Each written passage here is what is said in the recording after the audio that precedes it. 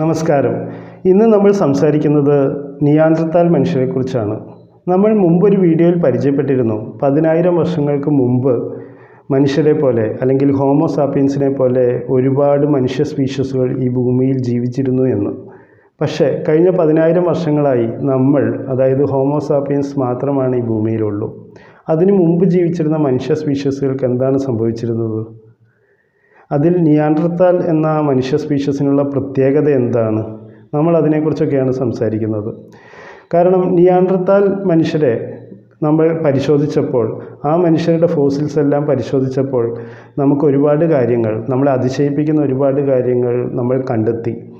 കാരണം അവർ നമ്മളെപ്പോലെ രോഗികളെ ശുശ്രൂഷിച്ചിരുന്നു. അവർ കുടുംബമായാണ് താമസിച്ചിരുന്നത്. അവരുടെ ഡെഡ് ബോഡീസ് എല്ലാം അവർ പ്രോപ്പറായിട്ട് ബറി ചെയ്തിരുന്നു.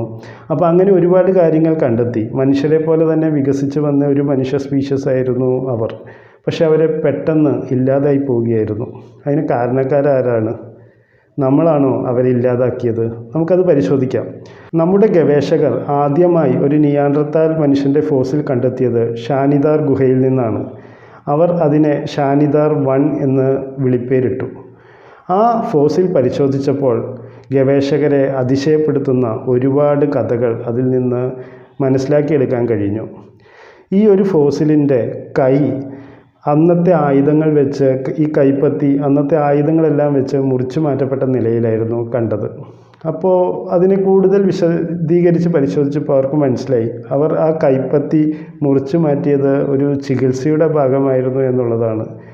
ഒടിവ് പറ്റിയോ, അതായത് മൃഗങ്ങളെ വേട്ടയാടുന്നതിനിടയിലോ എന്തെങ്കിലും അപകടങ്ങൾ സംഭവിച്ചിട്ട് ഈ കൈ ചതഞ്ഞു പോയതായിരിക്കാം. പിന്നെ അതിനെ നന്നാക്കിയെടുക്കാൻ പറ്റാതെ പഴുത്തു തുടങ്ങിയപ്പോൾ അന്നത്തെ ആയുധങ്ങളെല്ലാം വെച്ചിട്ട് അത് മുറിച്ചു മാറ്റിയതായിരിക്കാം എന്നുള്ള അനുമാനങ്ങളാണ് ഗവേഷകർക്ക് അതിൽ നിന്ന് മനസ്സിലായത്.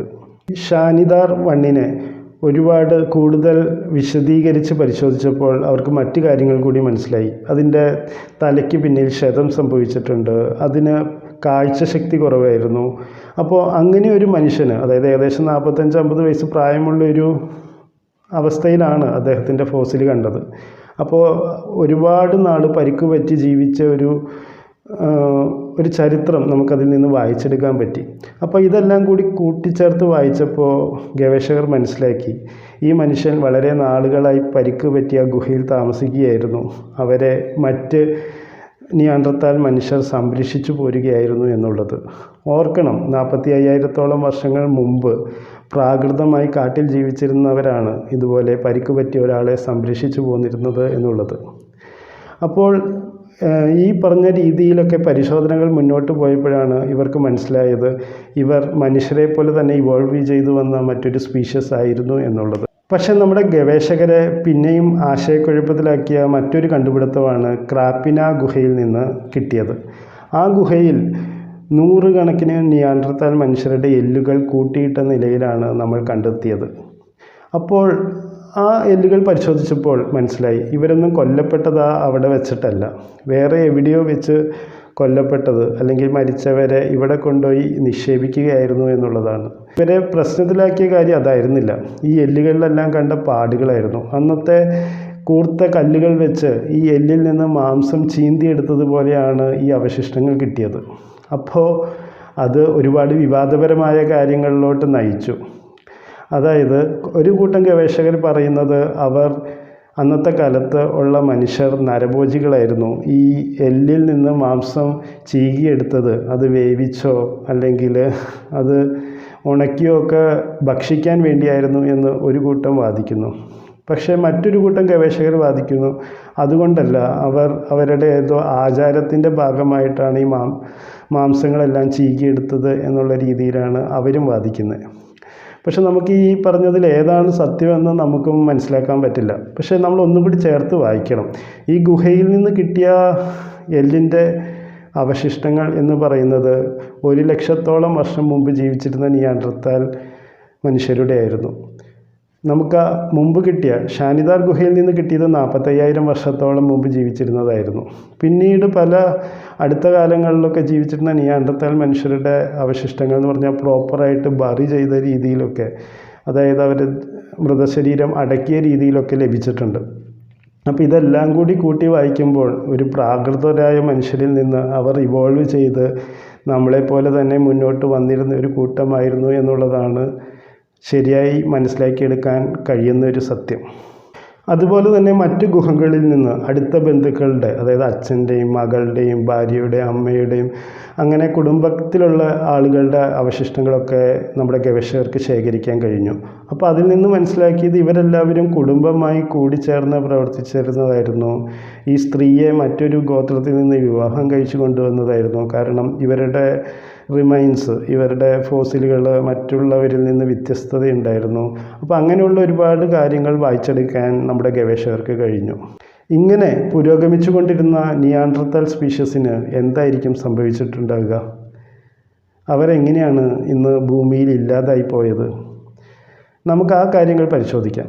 കാരണം അവർ ജീവിച്ചിരുന്ന അവസാന കാലഘട്ടങ്ങളിൽ അവർ നമ്മുടെ പൂർവികരെ കണ്ടുമുട്ടിയിട്ടുണ്ട്. കാരണം ഇവർ ഒരുമിച്ച് ഈ ഭൂമിയിൽ ജീവിച്ചിരുന്ന കുറേ കാലങ്ങളുണ്ടായിരുന്നു. അവർ ഭക്ഷണം കണ്ടെത്താൻ വിഷമിച്ചപ്പോൾ നമ്മൾ ഹോമോസാപ്പിയൻസ് സുലഭമായി ഭക്ഷണങ്ങൾ കണ്ടെത്തി. അതെങ്ങനെയായിരിക്കും? കാരണം അവരുടെ വേട്ടയാടൽ രീതിയുടെ വ്യത്യാസം കൊണ്ടാണ്. അവർ വേട്ടയാടിക്കൊണ്ടിരുന്നത് ഒറ്റപ്പെട്ടോ അല്ലെങ്കിൽ ചെറിയ ഗ്രൂപ്പുകളൊക്കെ ആയിട്ടാണ് അവർ വേട്ടയാടിക്കൊണ്ടിരുന്നത്.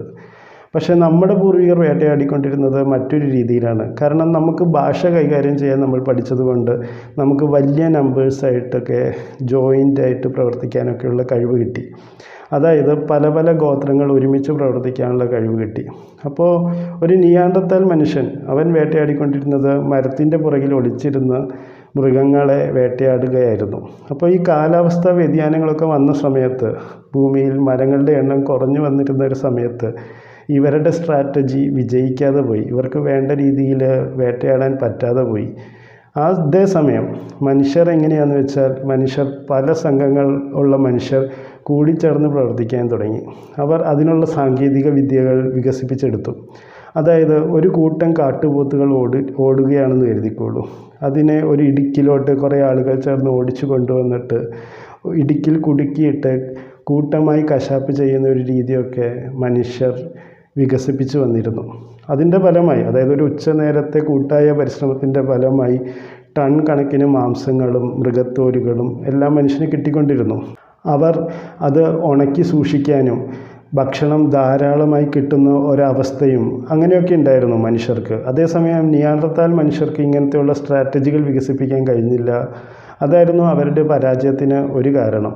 പിന്നെ മറ്റൊരു കാരണം എന്താണെന്ന് വെച്ചാൽ, നമ്മുടെ പൂർവികർ അവരെ ഉൾക്കൊള്ളാൻ തയ്യാറായിരുന്നില്ല എന്നുള്ളതൊരു സത്യമാണ്.